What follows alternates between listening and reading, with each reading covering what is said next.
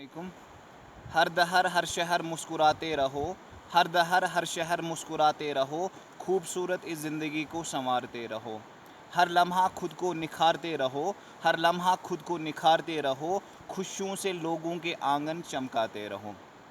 Good morning, friends. I'm Dr. Shabir, and today I'm with my two special friends, Mr. Sudesh and Mr. Mubashir. They say that in 1372 AD, when Shah Hamdan Rahmatullah visited Kashmir, he was along with him there were 700 Sadats, and they say there seven among them they stayed in this Gurez Valley. And today we are at the shrine of Baba Darvesh Rahmatullah. So we are at the shrine of this Baba Darvesh Ramtulala, and this is the village Fakirpura. And on my background is the Nala, Kisar Nala. It comes from the highland pasture Kisar, which is popularly known as summer capital of Bakarwals. And today I'm going to talk about a special concept. Actually, a few days before I was reading a book by Jim Stovall, Man's Winner's Wisdom to Success. And this Jim Stovall is an American writer, and he's an American athlete as well. And he was a national weightlifting champion in 1978-79. The incredible thing about this person is that he actually, at the age of 17, he was diagnosed with macular degeneration, and at the age of 29 this person became totally blind. तो उसके उस blindness के बावजूद भी ये बंदा he is living a very special life. He was the best selling author of The Ultimate Gift, which was later made into a Hollywood movie. तो इसकी लाइफ स्टडी करने के बाद मुझे वो इकबाल का एक शेर वो ना याद आ रहा है कि इकबाल रहमतुल्लाह कहते हैं कि दिले बीना भी कर खुदा से तलब, दिले बीना भी कर खुदा से तलब, कि आँख का नूर दिल का नूर नहीं है, कि आई साइट होना is not sufficient to live a special life. You need to have a vision for life. आपको एक ज़िंदगी में एक विजन होना चाहिए कि what you want to do with your life. तो इस बंदे ने इस बुक में this winners wisdom to success, इसमें एक कॉन्सेप्ट लिखा था इसने जो मुझे काफ़ी स्पेशल लगा, and I thought to share it with you people all. कि द कॉन्सेप्ट इज़ कि बीइंग द बेस्ट. उसमें उसने कहा था कि if we want to be the best in whatever we do, हमें इसको बेस्ट को ब्रेक डाउन करना पड़ेगा इनटू इट्स इंडिविजुअल कंपोनेंट्स. तो बेस्ट में सबसे पहले आता है B. So by B he means balance. तो वो कहता है कि this balance is what keeps life stable, जिसकी वजह से हमारे लाइफ स्टेबल रहते हैं. तो हमें पता है कि we are not having unifaced life, we are having different aspects to our life. हमारी लाइफ के डिफरेंट डिपार्टमेंट्स है, जो जैसे 3 डिपार्टमेंट्स बहुत इंपॉर्टेंट है. We have personal department, professional department and social department. फिर पर्सनल लाइफ में भी we have sub departments. We have physical, we have intellectual, we have spiritual and we have emotional. तो अगर हमें बैलेंस होना चाहिए अपनी पर्सनल लाइफ में, उसका मानी होना चाहिए कि हम we should be physically fit, we should be intellectually refined, we should be spiritually uplifted and we should be emotionally empowered. इसी तरीके से if we want to be fit in our professional department, we need to have a stable career, we need to be financially independent.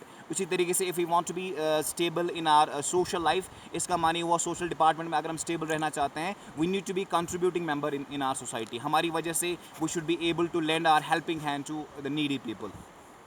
उसके बाद after B is your E. So E के B के बाद is the second is the E. E by E he means enthusiasm. वो कहते हैं कि he got an opportunity to interview different superstars from different walks of life. Like there were people from sports, there were people from politics, there were people from entertainment. And उसने कहा कि one common trait which I found in all of them was that they all had tremendous passion and enthusiasm for what they were doing. तो जो वो कर रहे थे उसके लिए उनको एक जुनून था उसके लिए. जैसे कि वो उसने कहा था कि अगर आपको अभी अपनी लाइफ में if you are not feeling that passion, अगर आपको जुनून नहीं दिख रहा है, सो यू हैव 2 ऑप्शंस. आप इन 2 में से एक ऑप्शन चुन सकते हैं. Either get a new career, अगर आप एफर्ट कर सकते हैं तो वो जॉब को छोड़ के एक नया करियर देखें जहाँ पे विच इज़ योर पैशन, जो आपका पैशन है. एंड दूसरा, या if you can not switch over to job, अगर आप जॉब चेंज नहीं कर सकते, so get a new attitude about the career. तो जो आप करियर अभी परस्यू कर रहे हैं उसके लिए नज़रिया बदल लिए. जैसे सोच को बदलो, सितारे खुद बदल जाएंगे. सोच को बदलो, सितारे खुद बदल जाएंगे. निगाह को बदलो, नज़ारे खुद बदल जाएंगे. कश्तियाँ बदलने से कुछ नहीं होता दोस्तों, कश्तियाँ बदलने से कुछ नहीं होता दोस्तों. दिशाओं को बदलो, किनारे खुद बदल जाएंगे. तो अगर हम क्या करेंगे, अपनी लाइफ का नज़रिया उस करियर के रिगार्डेड बदलेंगे, so our life is going to be filled with passion इंशाल्लाह. उसके बाद after E is the S. So by S he means single mindedness. तो ये जो सिंगल माइंडेडनेस है इसका मानी हुआ it's the ability to focus on one task at a time, यानी जब हम एक काम उठाते हैं अपना सब कुछ उसमें डालते हैं। सो इसका मानी हुआ कि when we are working we work, when we are playing we play. So इसका मानी हुआ इसका मानी ये नहीं हो गया कि वी आर वन डायमेंशनल, इसका मानी सिर्फ ये हो गया कि जब भी हम एक काम चुनते हैं उस टाइम हम उसी में सारा फोकस डालते हैं, उस टाइम हम सारा अटेंशन उसी में डालते हैं। So this means the single mindedness.